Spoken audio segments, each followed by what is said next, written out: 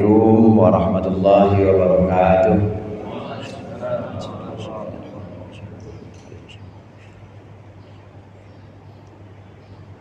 Al-Fatihah.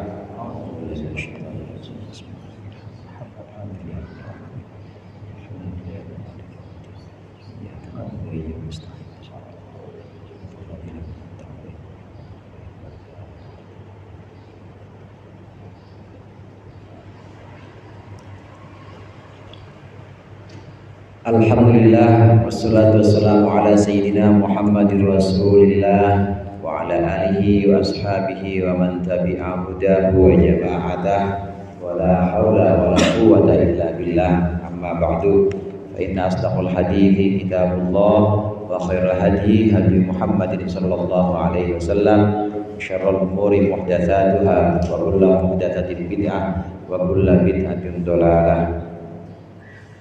Segenap jamaah Masjid Al-Jihad, para remaja, bapak-bapak, ibu-ibu sekalian yang dimuliakan oleh Allah. Alhamdulillah pada sore hari ini, pada siang hari ini kita berkumpul untuk melanjutkan pengajian rutin kita, mengaji kitab Safinatun Najah. Mudah-mudahan hadirnya kita di sini mendapat ridho Allah, yang akan kita pelajari menjadi ilmu yang bermanfaat dunia wal akhirah. Amin ya rabbal alamin. Pembahasan kita baru sampai pasal yang pertama, karena pertemuan yang lalu baru sampai muqaddimah. Kita ketemu tahun lalu ya, 1446. Sekarang udah 1447. Jadi ini ngajinya ngaji tahunan, bukan ngaji bulanan. Kita sudah selesaikan muqaddimah dan nanti kita akan lanjutkan pada pasal yang berikutnya. Muqaddimah itu yang sudah kita baca itu adalah muqaddimah yang biasa kita dengarkan orang-orang ceramah atau orang-orang sambutan, ya pakai muqaddimahnya. Biasanya muqaddimah itu alhamdulillahirabbil alamin wa bihi nasta'in wa ala umurid dunya waddin. Itu adalah dari kitab Safinatun Najah yang sangat masyhur ini. Kitab Safinatun Najah ini memang kitab fikih yang ringkas. Dalam kitab ini cuma ada pembahasan fikihnya. Cuma ada pembahasan bab salat dan zakat saja. Nah, sedangkan puasa itu adalah penyempurnaan dari Syekh Nawawi Banten. Nah, kemudian ada satu juga yang menyempurnakan, namanya Sayyid Muhammad Atiyah dari Yaman. Ini beliau menyempurnakan sampai bab haji. Dan udah sampai itu aja penyempurnaannya. Yang kita pegang ini kayaknya yang sampai bab zakat kayaknya ya. Kita puasa ada ya? Ada. Dan ketahuilah yang puasa itu adalah sudah tambahan dari Syekh Nawawi Banten. Aslinya hanya sampai bab zakat. Nah, meskipun demikian di awal-awal bab kitab Safinatun Najah membahas tentang akidah. Jadi sebelum masuk kepada syariah, masuk dulu ke dalam bagian akidah. Agama itu ada 3 bagian. Yang pertama ada yang disebut dengan akidah. Akidah ini adalah tentang keimanan. Nanti aplikasinya ada dalam rukun iman. Iman kepada Allah, iman kepada malaikat. Ada berapa rukun iman, Bang? Ada 6 rukun iman. Kalau Pancasila ada berapa?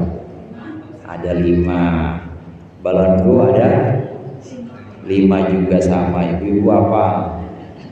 Pancasila ada 5, rukun iman ada 6. Nah, rukun iman yang 6 ini adalah aplikasi dari akidah atau keyakinan yang harus dilaksanakan oleh seorang Islam. Namanya bagian akidah. Ada 6 keimanan kepada Allah, keimanan kepada Rasulnya. Nah, setelah bagian agama yang namanya akidah, ada bagian agama yang namanya syariah atau syariat. Syariah ini aplikasinya ada dalam rukun Islam. Rukun Islam ada berapa? Ada 5, mulai dari syahadat dan seterusnya. Namanya bagian dari syariah. Akidah dan syariah ini pokok-pokok agama. Nah, satu lagi ada yang disebut dengan hakikah. Hakikah itu kebenaran yang bisa diperoleh oleh seseorang ketika dia sudah berislam, dia sudah mengamalkan imannya, artinya perbuatan hatinya atau keadaan hatinya benar-benar yakin, akidahnya sudah menancap, kemudian syariatnya sudah teramalkan, maka ada yang namanya hakikah atau hakikat. Akidah, syariat, hakikat, itu 3 bagian agama. Dan ini semua bisa berjalan seiringan. Kalau kita latihan atau kalau kita riyadhah, bisa berjalan seiringan. Akidah kita, keimanan kita kepada Allah, bahwasannya Allah senantiasa wujud, hadir, mengawasi kita. Pengamalannya waktu kita sholat misalnya, kita senantiasa merasakan Allah hadir, memandang kita, bukan cuma memandang diri dan sujudnya kita, tapi memandang hati kita. Dirasakan betul, dirasakan kehadiran Allah, yakin iman bahwa Allah mengawasi hati kita. Dalam sholat hatinya masih ke status WA apa enggak? Waktu sholat hatinya masih kebayang-bayang enggak? Tadi omongan enggak? Kalau masih seperti itu berarti sholatnya diawasi sama Allah, itu berarti belum sepenuhnya sempurna. Nah, ini yang namanya iman kemudian disempurnakan dengan Islam, akidah disempurnakan dengan syariah. Nanti kalau benar-benar berjalan, nanti akan menemukan yang namanya hakikah atau hakikat. Hakikat ini pengenalan kepada Allah, benar-benar merasakan hadirnya Allah. Hadirnya Allah bukan cuma dalam sholat, bahkan di luar sholat itu kita bisa merasakan kehadiran Allah. Dan insya Allah mudah-mudahan kalau kita latihan terus kita bisa mendapatkan itu. Amin ya Pak? Amin aja dulu diajarin. Itu bisa berjalan seiringan. Nah, di kitab Safinah ini setelah muqaddimah, maka yang dibahas pertama kali adalah tentang rukun Islam. Faslun fi arkanil Islam, betul ya? Ya, itu di situ ada pasal faslun fi arkanil Islam. Faslun ini bahasa Arab yang aslinya itu pemisah. Jadi kalau disebutkan sebagai fasl itu artinya pemisah. Mungkin hadirin sekalian ada yang belajar madrasah, bahasa Arabnya kelas itu apa? Kelas bahasa Arabnya faslun. Faslun. Kenapa kelas disebut faslun? Karena untuk memisahkan anak kelas 1 sama anak kelas 6 gak dipisahin. Anak kelas 1 lagi dibully, anak kelas 6 nya ini makin jadi senior, makanya harus dipisah. Faslun itu pemisah. Kenapa kelas disebut sebagai dalam bahasa Arab fasl? Karena untuk memisahkan rombel-rombel atau rombongan belajar itu. Ini juga faslun, ini juga dijadikan sebagai pemisah antara satu pembahasan dalam kitab. Ada pasal-pasal atau pemisah-pemisah. Jadi bisa diistilahkan bukan kelas-kelas tapi pemisah gitu aja. Atau bisa juga kita artikan pasal gitu aja. Karena ini pun sudah diadopsi oleh bahasa Indonesia, sudah diadopsi ke dalam bahasa Indonesia sebagai bahasa hukum. Pernah dengar pasal 29 KUHP? Pernah dengar ya? Pasal itu dari bahasa Arab. Pasal. Ya, lain lagi kalau Faisal. Faisal mah temennya Batur. Ada tuh Faisal. Iya, itu faslun, pasal tentang arkanul Islam. Pasal tentang rukun-rukun Islam. Bismillahirrahmanirrahim. Qala al-muallif rahimahullah wa nafa'ana bihi wa bi ulumihi fid dharain. Amin. Faslun arkanul Islami khamsatun. Betul ya? Ini adalah sebuah pasal arkanul Islami, rukun Islam, khamsatun ada 5. Syahadatu alla ilaha illallah, bersaksi bahwasannya tidak ada Tuhan selain Allah, wa anna Muhammadan Rasulullah, dan bahwa sesungguhnya Muhammad adalah utusan Allah. Rukun Islam yang dijadikan sebagai satu bangunan atau satu fondasi orang bisa dikatakan sebagai muslim, bisa dikatakan orang Islam dan dapat hak-hak sebagai muslim ini kalau sudah lengkap lima-limanya ini, yaitu sudah melengkapi rukun-rukun Islam. Karena rukun di sini artinya fondasi atau tiang. Tiangnya lima-limanya itu harus dipegang semuanya. Saya pernah mencontohkan rukun Islam itu ada 5. Ini Bu, apa namanya Bu? Air apa namanya? Hah?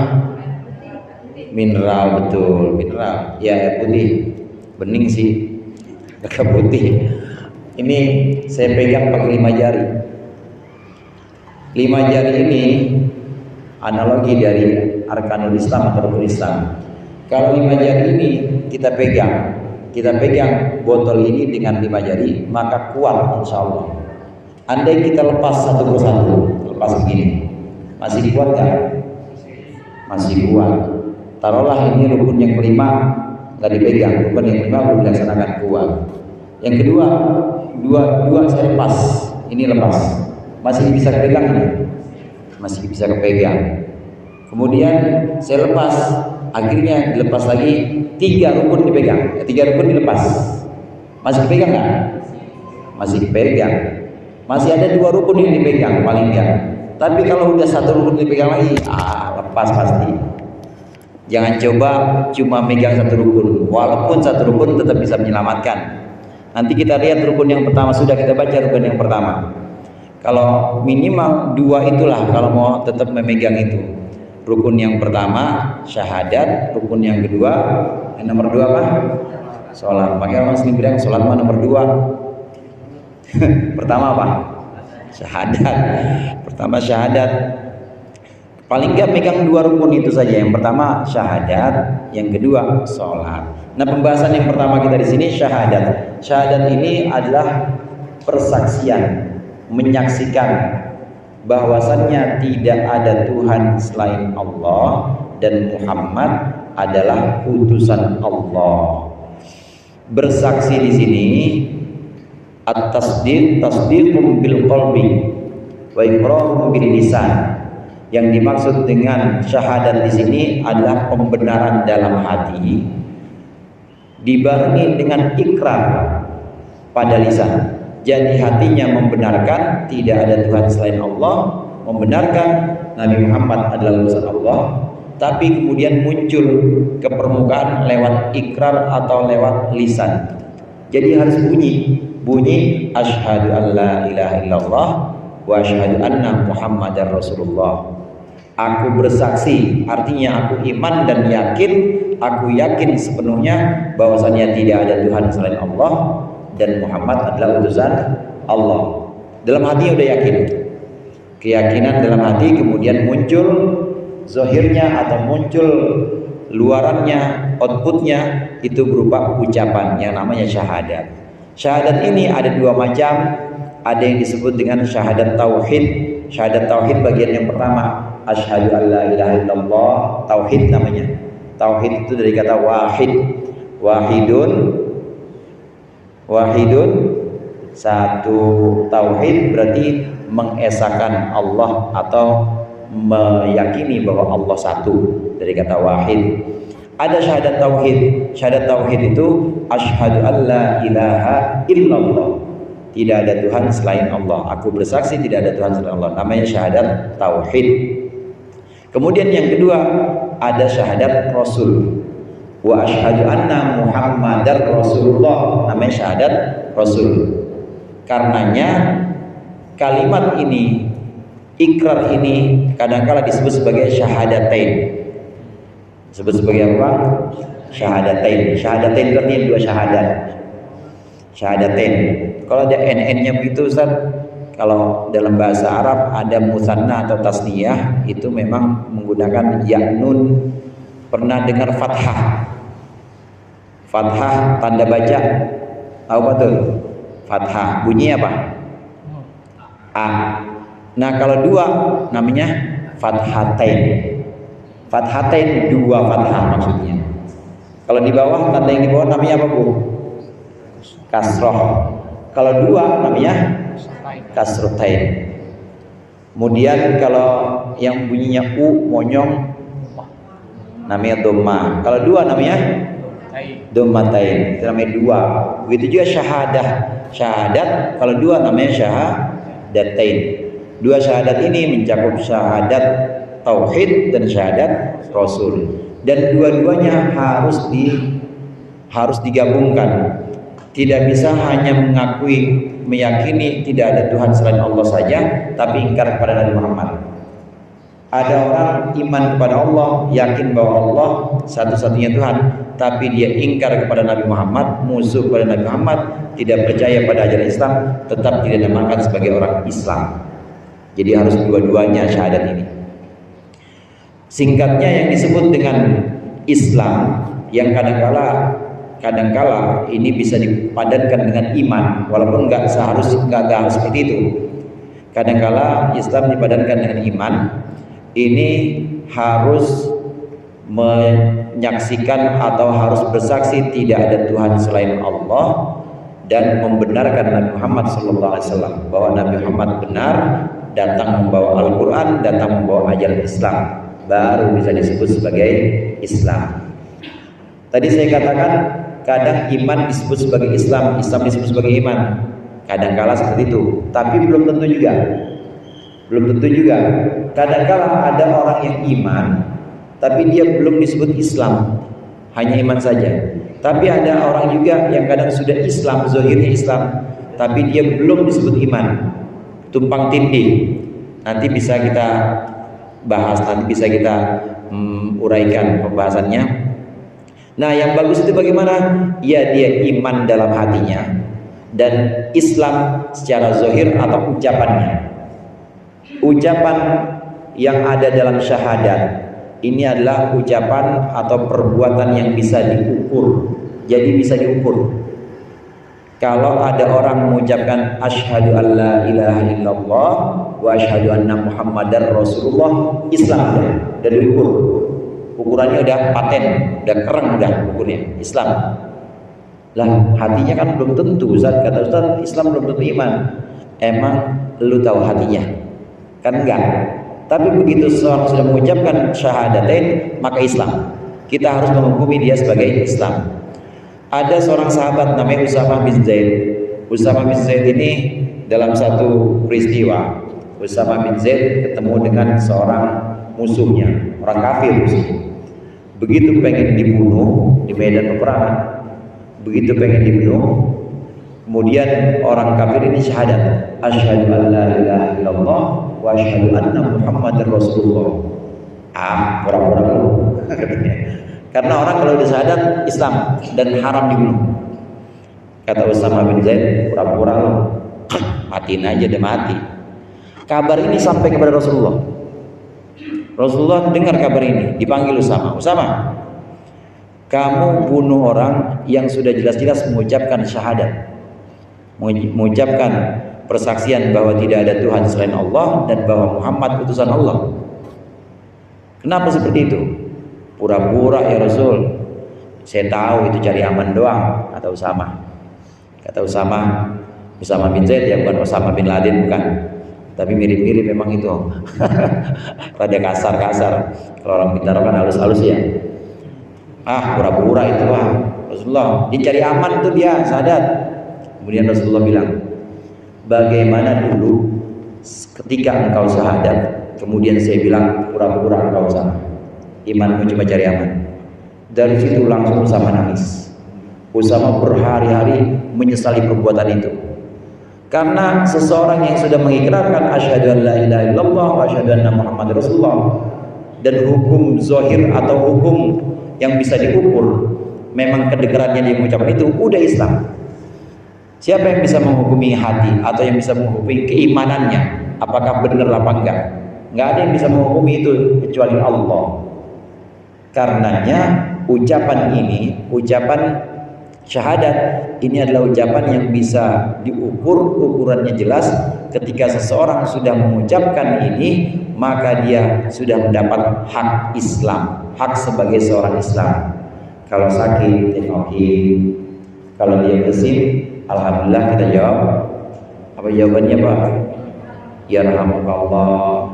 Kalau dia meninggal, ya kita sholatin. Kalau dia udah syahadat nih, kalau dia melamar, kemudian calonnya memang muslimah, ya kita terima orang dia udah syahadat. Itu hak-hak Islam. Begitu juga kalau ada bagi-bagi warisan, memang dia anaknya, anak dari almarhum, karena dia udah masuk Islam, dapat bagian. Karena kalau belum Islam masih kafir nggak dapat bagian. Itu beberapa konsekuensi yang dia dapat kalau udah mengucapkan syahadat. Zahirnya memang jelas secara nyata terdengar dia sudah syahadat, maka sudah bisa dapat hak Islam. Nah kalau dia hatinya beda, ternyata cuma buat pura-pura, itu urusan hati, urusan dia sama Allah. Nahnu nahkumu bidzawahir. Kita ini hanya bisa menghukumi, ini sebuah adagium, ada sebuah slogan dalam usul fikih. Kami menghukumi yang zahir-zahir saja. Wallahu ya'lamu bis-sarair. Allah lah yang mengetahui yang rahasia-rahasia. Yang urusan hati, apakah imannya iman benar apa enggak, itu urusan Allah. Tapi kita menghukumi zahir. Zahirnya sudah syahadat, maka kita hukumi dia sudah Islam, sudah dapat hak-hak sebagai orang Islam yang tadi saya sebutkan. Ini kemungkinan antara Islam dengan iman memang bisa berbeda. Walaupun bagusnya memang berjalan seiring. Kenapa bisa berbeda? Karena Islam ukurannya zahir, sedangkan iman ukurannya batin. Iman itu ukurannya hati. Dan gak ada yang bisa melihat atau bisa meneliti isi hati orang kecuali Allah dan orang itu sendiri. Nah dari sini maka layak saja dalam perjalanan sejarah itu ada orang-orang yang disebut sebagai orang munafik, orang yang lisannya syahadat, bukan cukup sampai di situ doang, sholatnya paling depan kalau jamaah sahabat Rasulullah, di depan Nabi Muhammad itu cakep banget, lisannya, santunnya, tunduknya Nabi Muhammad. Tapi begitu orang-orang Islam gak ada, orang sahabat gak ada, sedang pergi dari Madinah, itu harta bendanya orang-orang Islam dibakar semua. Namanya Akhnas bin Syuraik. Akhnas bin Syuraik seorang munafik di Madinah, dia ngaku Islam. Kalau di depan Nabi sampai kagum para sahabat, ini orang yang cakep banget ya. Oh cakep dah. Di depan Nabi itu sopan, nggak pernah tutur katanya yang kasar-kasar. Kalau jalan mungkin kalau kita gitu ya, bukan cuma nunduk, jalannya pakai dengkul. Jalannya pakai dengkul, saudara. Benar-benar. Tapi begitu di belakang Nabi Muhammad gak ada, orang-orang Islam gak ada, dihabisin itu harta benda orang Islam, dibakar-bakarin seperti itu. Ada dalam sejarah orang-orang munafik seperti ini, seperti Akhnas bin Syuraik, kemudian Abdullah bin Ubay bin Salul, itu orang munafik. Tapi bagaimana menghukumi orang ini? Secara zahir ya memang dia Islam. Nah terus kalaupun harus dikenakan sanksi, maka sanksinya bukan sanksi sebagai seorang kafir, bukan, karena kita nggak bisa menghukumi, tapi sanksinya sanksi pidana. Apa yang dimaksud itu? Pengrusakan, gitu aja. Pasalnya pasal pengrusakan atau jinayah dalam fisik fikih itu. Karena dia sudah membunuh orang misalnya, maka sanksinya sanksi pembunuhan. Karena dia sudah merusak atau mencuri harta orang, maka sanksinya sanksi pencurian. Tidak bisa dihukumi bahwa dia kafir, karena dia sudah mengucapkan syahadat dan kita tidak bisa melihat hatinya. Oleh karenanya untuk menindaklanjuti kasus-kasus semacam ini, Rasulullah biasanya mengusir orang-orang ini, diusir. Orang munafik diusir oleh Rasulullah dari Madinah, keluar dari Madinah, karena sudah tidak setia lagi kepada piagam Madinah atau perjanjian Madinah yang pertama kali dibangun. Setelah Rasulullah sampai di Madinah, itu orang-orang Madinah, mau dia orang Islam yang benar-benar Islam maupun yang pura-pura, atau dia Yahudi, atau dia Nasrani, sedikit yang Nasrani, atau dia pagan. Pagan ini maksudnya menyembah matahari dan lain sebagainya, itu sudah buat piagam, deklarasi atau piagam Madinah. Di antara poin-poinnya, bersedia dipimpin oleh Muhammad bin Abdullah, maksudnya Nabi Muhammad. Bahasanya bahasa hukum, bahasanya bukan bahasa, bersedia dipimpin oleh Muhammad utusan Allah. Dan kalau begitu mah berarti orang iman semua. Hingga Muhammad bin Abdullah, mereka sudah dalam piagam Madinah sudah sepakat setuju untuk di bawah kepemimpinan Rasulullah, dan juga setuju untuk bersama-sama membangun Madinah, menjaga Madinah dari musuh. Kenyataannya malah merusak Madinah, keluarin, usir oleh Rasulullah. Orang munafik seperti ini ada dalam perjalanan sejarah, ada, dan sekarang pun mungkin juga ada. Cuma sekali lagi saudara, tidak bisa kita kemudian memvonis munafik ente, nggak bisa. Hati-hati ya, apalagi anak muda nih yang masih semangat. Jangan sekali-kali kita bilang munafik tuh orang, nggak usah disolatin, nggak boleh. Karena kita nggak tahu hatinya orang. Dulu zaman pilkada, saudara, udah pada gede belum waktu pilkada? Belum ya? Apa? Udah pada gede? Oh iya, kalau abang udah gede. Ini zaman pilkada dulu, itu ada sekelompok orang Islam yang pakai ayatnya surat Al-Maidah. Ini untuk kepentingan politik, ini memvonis orang-orang yang mendukung calon tertentu dianggap munafik, nggak usah disolatin. Nggak bisa begitu, nggak boleh. Munafik itu ukurannya yang tahu cuma orang yang bersangkutan, si munafik sama Allah. Hati soalnya. Makanya hati-hati anak muda, jangan cepet-cepet, jangan cepet ke pancing atau ngikut-ngikut yang begituan. Ada seorang sahabat Rasulullah. Ini yang disebut dengan sirrun Nabi, yang disebut dengan rahasia Nabi. Namanya Hudzaifah Al-Yamani. Hudzaifah ini satu-satunya orang yang memang dikasih tahu oleh Rasulullah tentang data orang munafik, siapa-siapanya. Tapi Hudzaifah nggak pernah ngomong, nggak pernah sedikit pun dibocorkan kepada siapa. Yang tahu orang munafik ya cuma Rasulullah, dan Rasulullah ngasih tahu kepada Hudzaifah Al-Yamani doang. Hudzaifah doang yang tahu. Maka disebut sebagai sirrun Nabi, disebut sebagai rahasia Nabi. Datanya ada di Hudzaifah semua. Nah, Nabi tidak pernah, Rasulullah tidak pernah memvonis, tidak pernah menuduh orang munafik, ente nggak bakal anak sholatin, nggak pernah Rasulullah begitu. Diam Rasulullah. Kalaupun turun ayat seperti ayat yang asbabun nuzulnya Abdullah bin Ubay bin Salul, wala tusalli ala ahadim minhum mata abada, janganlah engkau sholat pada salah seorang dari mereka yang mati selamanya, jangan kau sholat, janganlah kau sholati. Itu turun karena firman Allah, bukan karena pribadi Rasulullah yang sangat halus. Rasulullah nggak pernah menuduh orang, menstigma orang, ngecap orang munafik terus sampai muslim, nggak pernah. Benar-benar ditahan terus. Nah, kalaupun ada, Rasulullah kasih tahunya kepada Hudzaifah Al-Yamani ini, rahasianya Nabi. Jadi gimana tanda-tandanya? Tanda-tandanya setelah ayat ini turun, setelah ayat wala tusalli ala ahadin, janganlah kau sholati mereka. Para sahabat cuma ngeliatin, ini Nabi nyolatin gak nih? Kalau nggak nyolatin berarti munafik, gitu aja tanda-tandanya. Nabi nyolatin gak nih?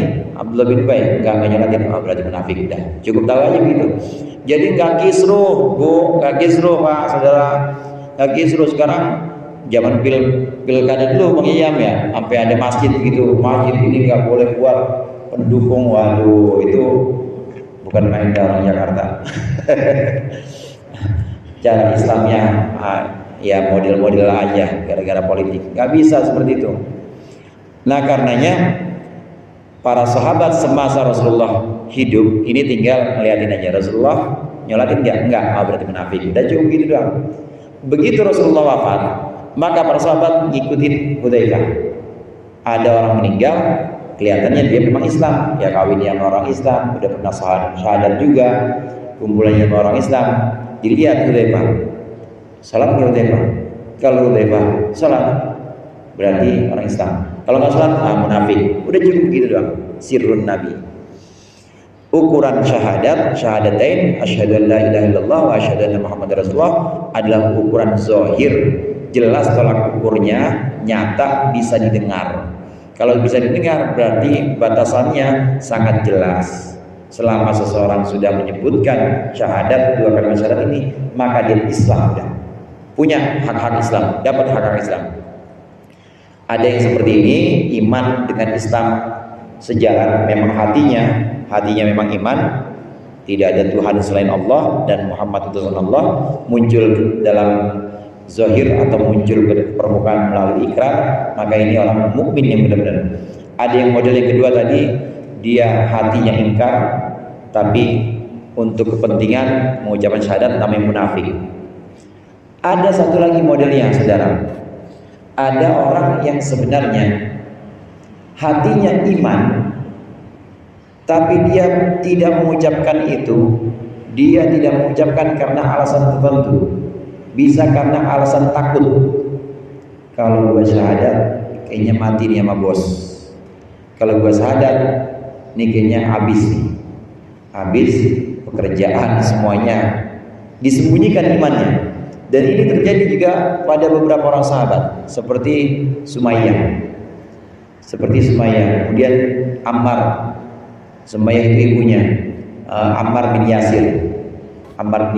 Yasir bapaknya. Yasir istrinya namanya Sumayyah, punya anak namanya Ammar, ini sekeluarga. Ini menyembunyikan imannya. Sumayyah,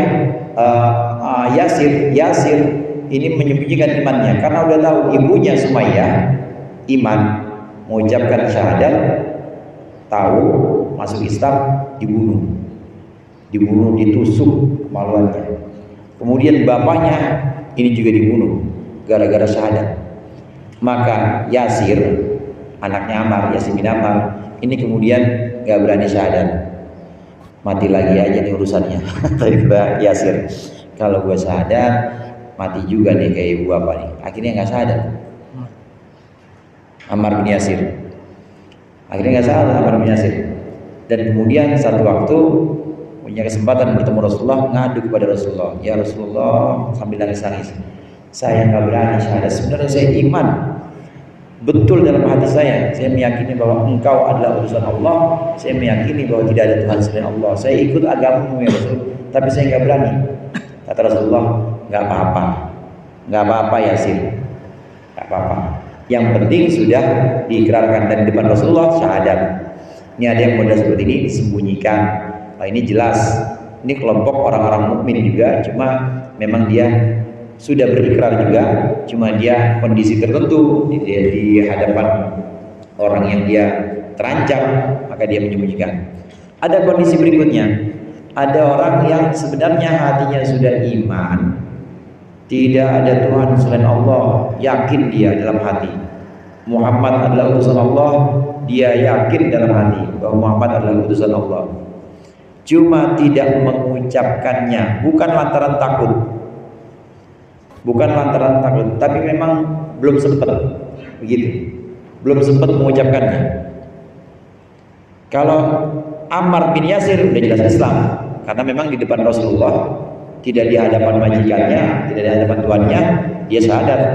Nah, kalau yang keempat ini, dia tidak terucap syahadat, tapi hatinya penuh keyakinan bahwa tidak ada Tuhan selain Allah, bahwa Muhammad adalah utusan Allah, Islam agama yang benar, udah dalam hati penuh keyakinan, tapi nggak sempat ngucapin.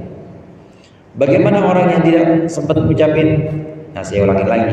Tadi syahadat, Bang, syahadat ukurannya nyata apa ngambang tuh? Ukurannya nyata apa ngambang? Kereng apa ngambang kira-kira? Kereng. Nah, ini orang belum mengucapkan syahadat. Kira-kira bisa dihukumi Islam atau belum? Belum.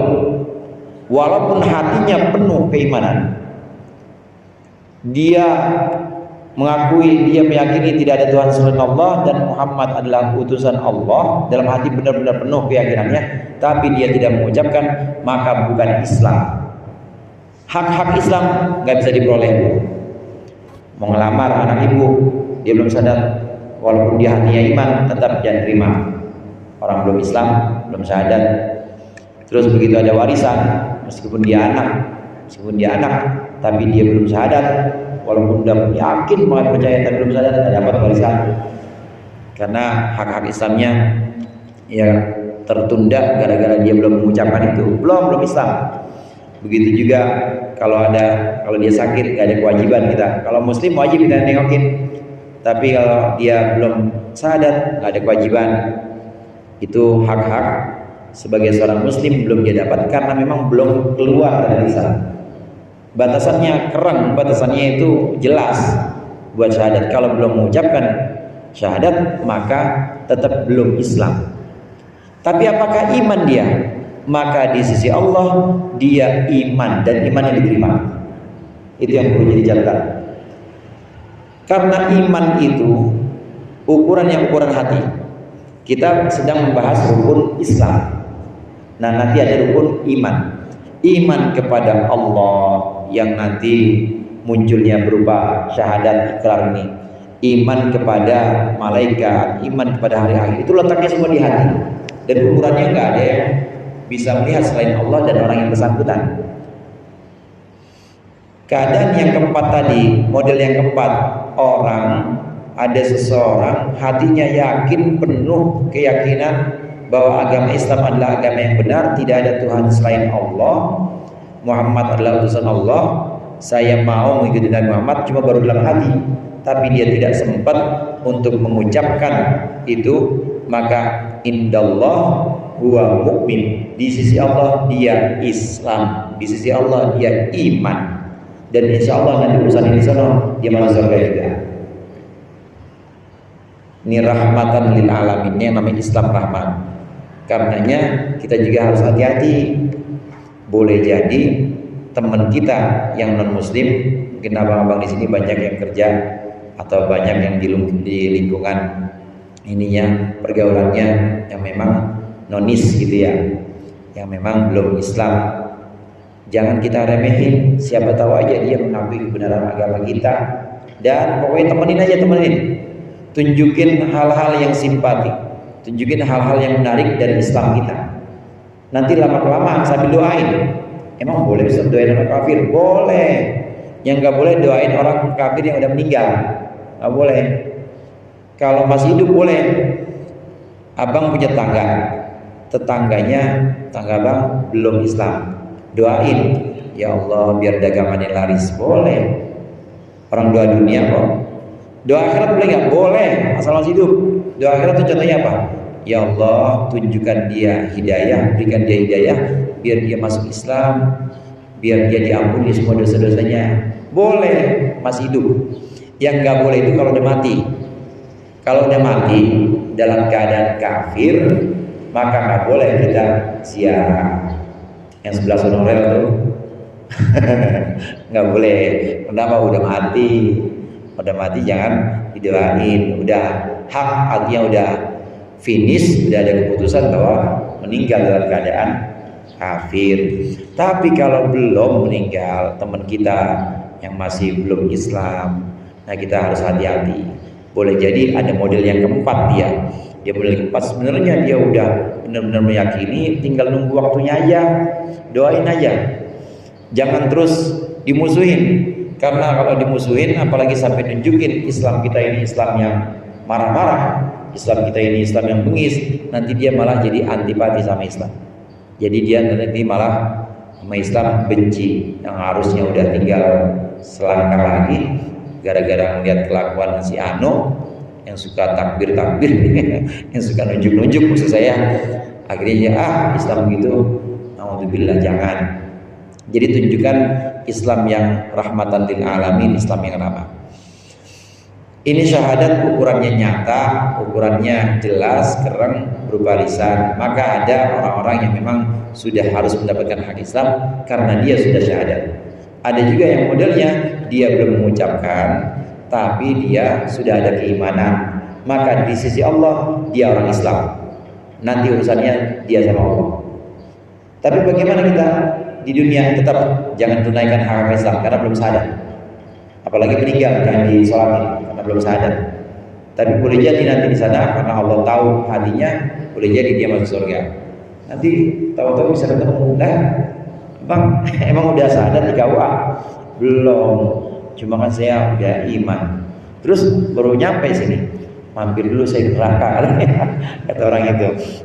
Ya, orang belum sempat ini, orang belum sempat ikrar, saya jadi mampir dulu. Ada yang seperti itu dan boleh jadi seperti itu. Nah, model yang kelima, ada yang orang memang hatinya ingkar ya pada Islam, ingkar pada Nabi Muhammad, dan juga tidak mengakui keesaan Allah. Pokoknya benar-benar boro-boro keesaan Tuhan aja dia nggak ngakuin, katanya nggak ada Tuhan-Tuhanan dah, yang hidup mah hidup aja. Hatinya udah kayak begitu, lisannya juga nggak mengucapkan, udah pasti kalau itu mah sampai meninggal dia tidak ada keyakinan nambah, sampai meninggal dia tidak ada ikrar, udah dihukumi sebagai kafir, ya, seperti itu. Ini beberapa model paduan antara iman dengan Islam. Nah, itu harus harus dipilah-pilah. Hadirin hadirat jamaah rahimakumullah. Syahadat ini ada dua macam, ada syahadat tauhid dan syahadat rasul. Apa sih artinya rasul? Rasulullah, utusan Allah. Kata-kata rasul itu adalah orang yang diutus. Utus itu artinya disuruh dan dijadikan sebagai perantara. Kita mengutus seseorang untuk menyampaikan surat kita. Kita mengutus seseorang untuk menyampaikan kiriman kita.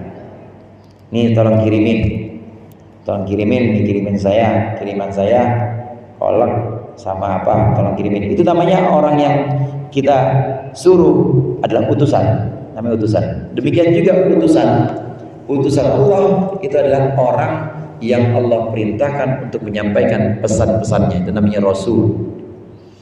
Rasul ini orangnya, kemudian misinya namanya risalah. Risalah itu kerasulan. Ada risalah. Ada beda antara rasul dengan nabi. Kalau rasul itu punya kewajiban untuk menyampaikan kepada umatnya. Kalau rasul, tapi kalau nabi tidak ada kewajiban. Dia mendapat perintah dari Allah atau pesan dari Allah, buat diri sendiri juga boleh disimpan. Kalau nabi, tapi kalau rasul dia dapat pesan dari Allah, dapat wahyu dari Allah, dan wajib mengajarkan kepada umatnya. Rasul orangnya, kemudian risalah adalah misinya. Misi yang diemban yang namanya risalah, kadang disebut sebagai kerasulan. Nabi Muhammad SAW ini diutus oleh Allah, dijadikan oleh Allah sebagai perantara antara Allah dengan makhluknya. Ada berbagai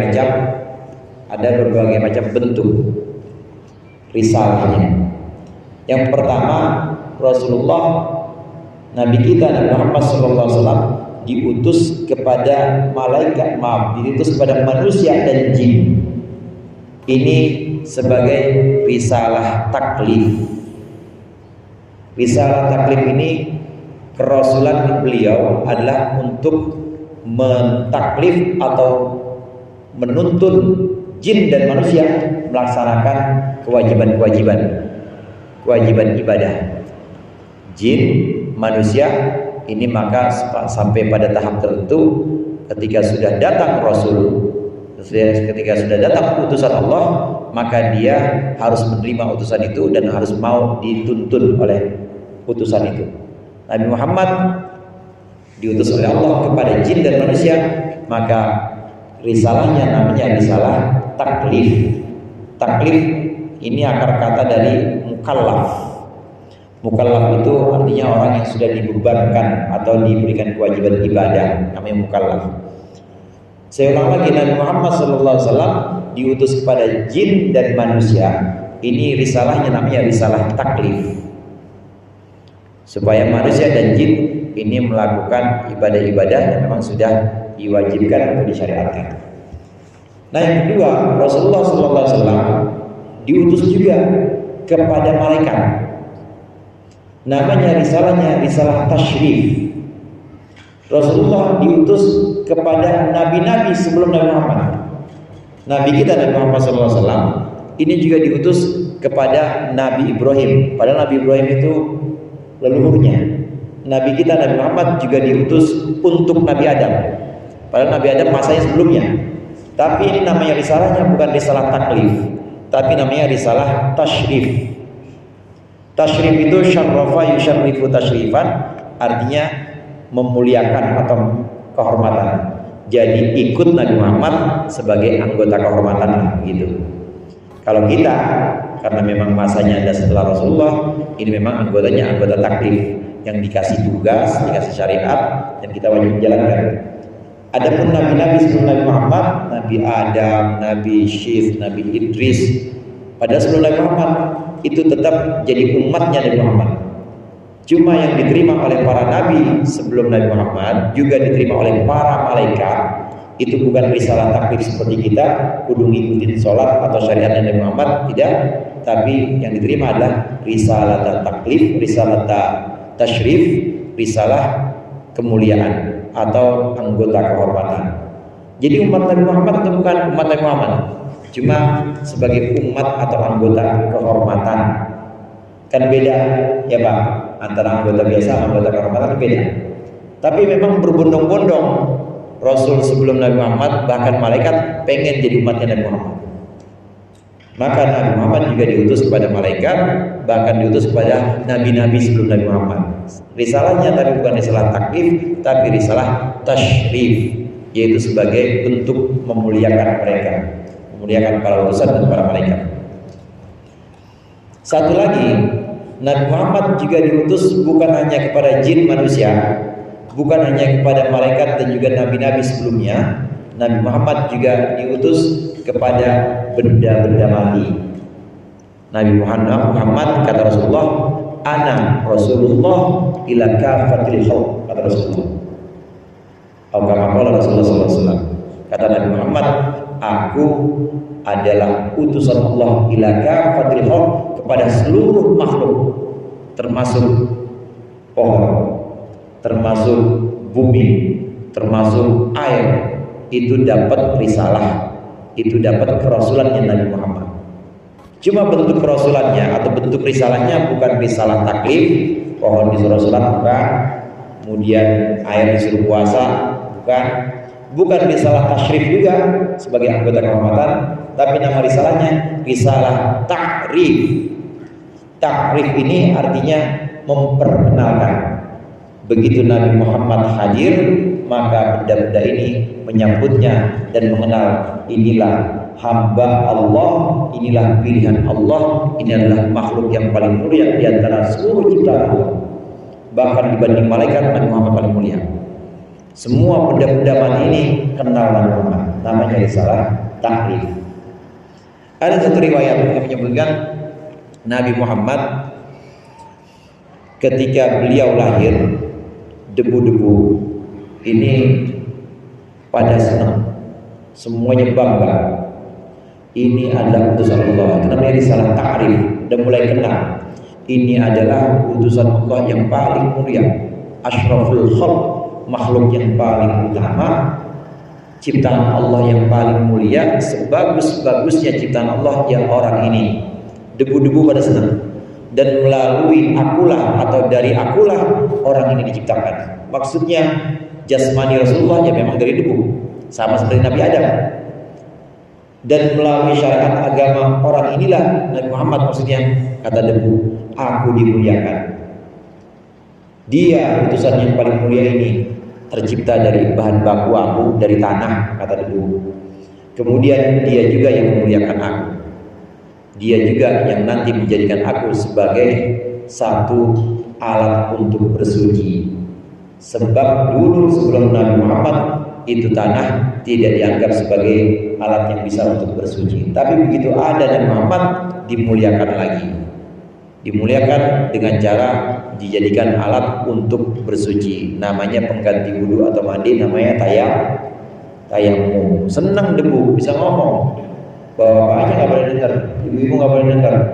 Bisa ngomong, tanah pohon itu bisa ngomong. Cuma bahasanya memang bahasa kauniyah, bukan bahasa qauliyah. Bahasanya bukan bahasa ucap seperti kita. Nabi Muhammad diutus juga untuk seluruh makhluk atau benda-benda mati. Karenanya benda-benda mati ini mengenal. Nama risalahnya risalah ta'rif. Jadi ada 3 risalah. Kalau Rasul orangnya, kalau risalah kerasulannya. Ada risalah taklif, ada risalah tasyrif, ada risalah ta'rif. Benda-benda mati semuanya kenal pada Nabi Muhammad bahwa ini adalah makhluk paling mulia, makhluk yang paling tinggi derajatnya dibanding makhluk lain. Semuanya kalah, semuanya mengenal. Ini namanya risalah ta'rif. Ta'rif ini dari kata arrafa yu'arifu, ta'rifan yang artinya memperkenalkan, kenal. Pernah dengar ta'aruf kan ya? Yalah, ta'aruf pakai CV.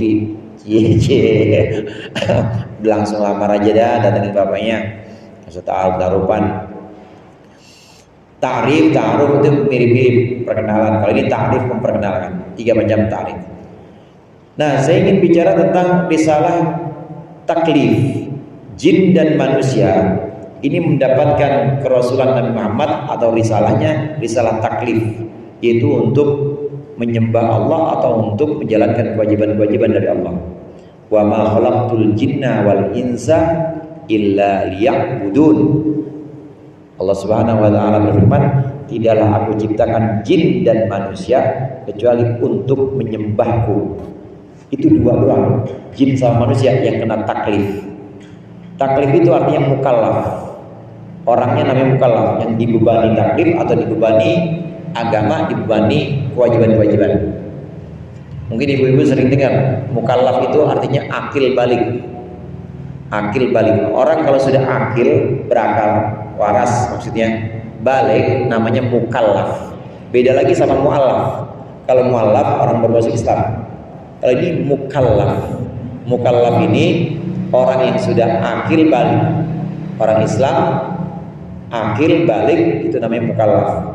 Mukallaf adalah orang yang dibebankan atau diberikan tugas menjalankan syariat, namanya mukallaf.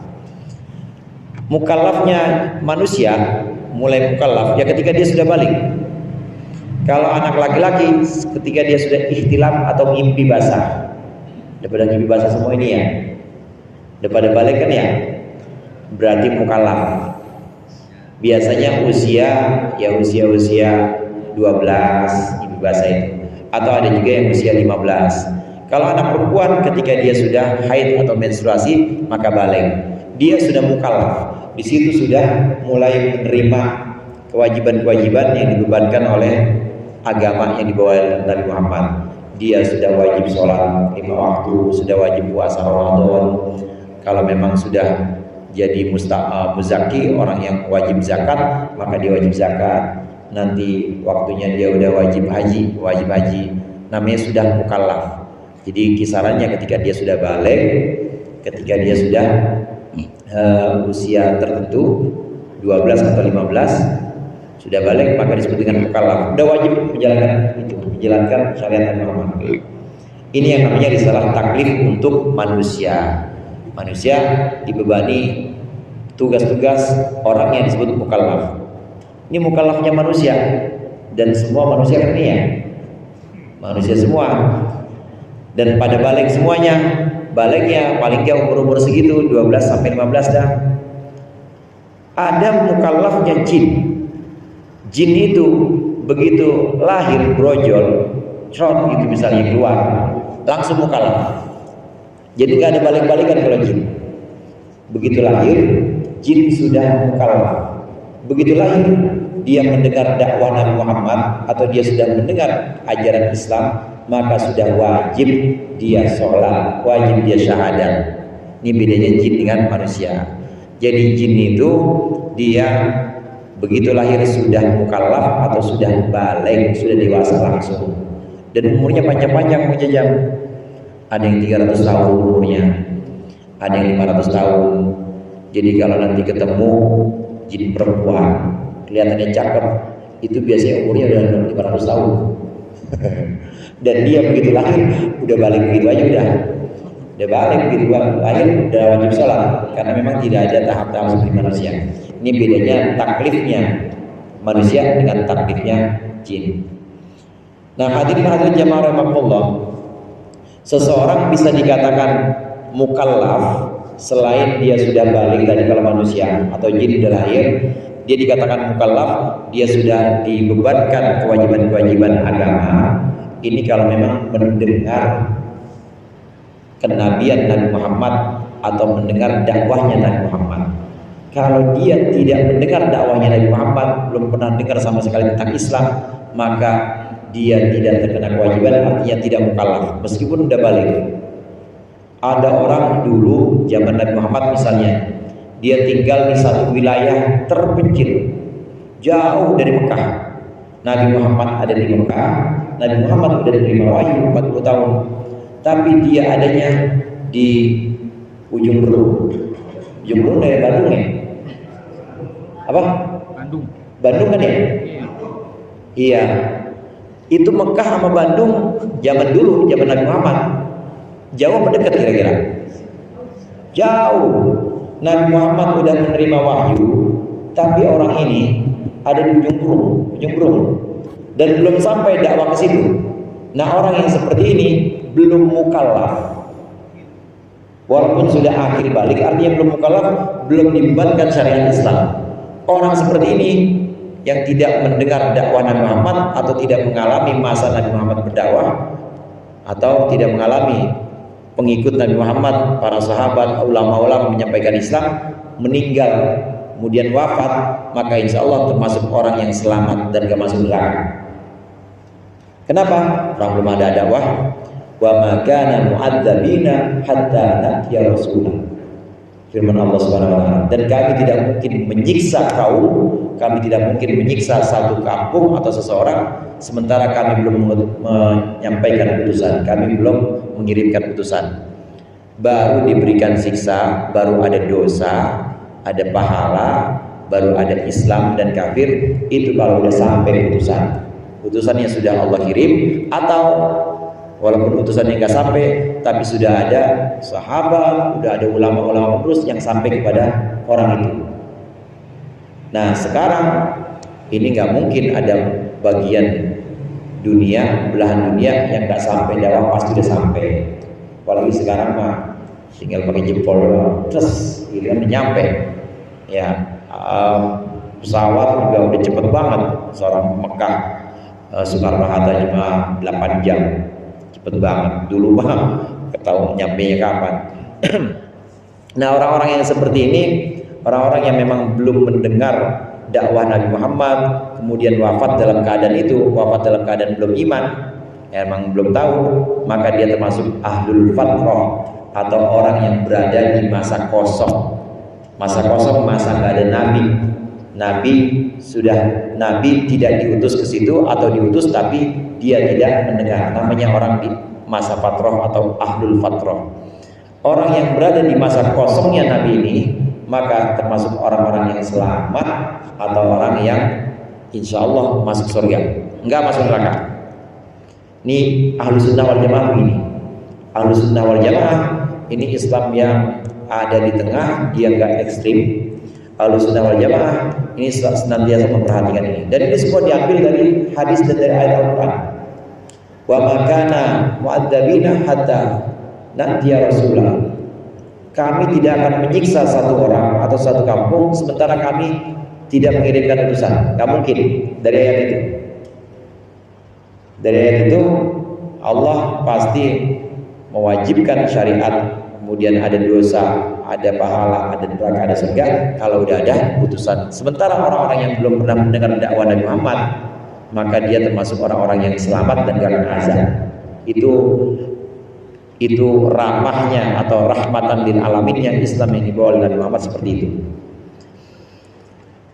Karenanya orang-orang Mekah atau orang-orang sebutannya dulu ya wilayah-wilayah Arab situ yang ada pada masa setelah Nabi Ismail, kemudian putranya Nabi Ismail nggak ada yang jadi nabi, Terus cucunya nggak jadi nabi lagi. Nggak ada di tanah Arab itu atau di Mekah itu, ya wilayah sekitar itu yang kemudian disebut Hijaz, sekarang Saudi Arabia. Wilayah-wilayah itu setelah Nabi Ismail nabi, anaknya nggak jadi nabi, cucunya nggak jadi nabi, buyutnya cicit ya, anaknya cucu cicitnya nggak ada nabi, terus nggak ada jadi nabi. Kemudian ada yang namanya Adnan kemudian melahirkan Kinana kemudian turunnya lagi melahirkan Fihr atau Quraisy kemudian bawahnya lagi melahirkan Hashim punya anak namanya Abdul Muthalib punya anak namanya Abdullah punya anak namanya Muhammad. Ini kemudian baru diangkat Rasul. Kira-kira itu masa seperti itu ya, jaraknya kurang lebih sekitar 1000 tahun lah. Jarak dari Nabi Muhammad kepada Nabi Isa aja itu 500 tahun. Kalau ini lebih lama lagi, jarak dari Nabi Ismail yang Nabi diutus Mekah sampai Nabi Muhammad ini lebih dari 500 tahun. Kosong, nggak ada Nabi. Nah, orang-orang yang berada di masa patroh ini, meskipun dia menyembah berhala, meskipun dia melakukan dosa-dosa, ini termasuk orang-orang yang selamat. Kenapa? Orang belum ditegur sama Allah, belum ada utusan Allah yang datang sana. Maka Allah mustahil Allah menzolimi atau menganiaya orang-orang yang belum pernah Allah peringatkan dengan datangnya Rasul. Jadi jangan sembarangan kita, hati-hati dengerin yang ada di media sosial. Ada yang bilang ayah dan ibunya Rasulullah masuk neraka. Lah, gimana itu? Dari ayat Al-Quran yang tadi kita baca aja, wa ma kana mu'adzabina, kami tidak akan menyiksa satu kaum hingga kami utus. Itu ayah dan ibu Nabi termasuk ahlul fatrah, termasuk orang yang ada di masa kosong ini. Maka pasti surga, nggak bakal masukin neraka. Dari situ aja mereka udah salah. Nah, kalahnya Ahlussunnah wal Jamaah ini, kita kurang cepat. Jadi yang lebih digemari oleh netizen yang begitu-gituan. Jadi sebenarnya mereka sangat dikit, tapi ini dikit cuma suaranya itu kencang, dikit cuma berisik gitu dan cepat. Nah, ini kalahnya kita ini yang mayoritas tapi diem aja. Makanya anak-anak muda ini media sosial harusnya dipakai dari ngaji ini, jangan panjang-panjang, jangan dibikin YouTube ukurannya 60 menit jangan. Pada ogah bikin aja ini, bikin GG misalnya cuma 1 menit kan ya, 1 menit. Soalnya anak sekarang saya tahu, ibu-ibu juga ya, kan kalau pengen belanja di scroll kan gitu ya, scroll, nggak ada yang paling mantengin, berapa paling udah 5 menit juga udah ogah, kan singkat-singkat begitu. Nah, dikemaslah Islam Ahlussunnah wal Jamaah yang ramah ini dalam bentuk yang menarik netizen supaya makin dikenal bahwa Islam yang sesungguhnya adalah Ahlussunnah wal Jamaah dan ramah, sangat ramah. Tadi saya sampaikan taklif, kemudian ada pembahasan orang yang mukallaf atau yang terkena beban syariat itu yang mana. Ini termasuk ahlul fatrah, yaitu orang yang berada di masa kekosongan. Ini adalah orang-orang yang selamat. Ini saya ingin sampaikan supaya pada tahu kita semuanya bahwa Allah rahmatnya maha luas. Jadi jangan dikit-dikit neraka, jangan dikit-dikit kafir, jangan, nggak boleh.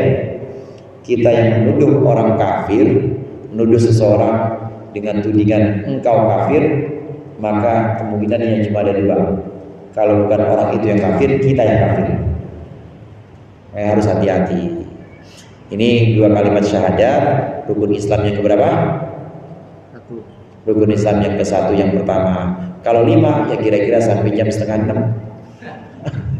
Jadi saya kira untuk pertemuan kali ini cukup sekian. Mudah-mudahan bermanfaat. Lebih kurangnya saya mohon maaf. Wallahul muwaffiq ila aqwamit thoriq. Wassalamualaikum warahmatullahi wabarakatuh.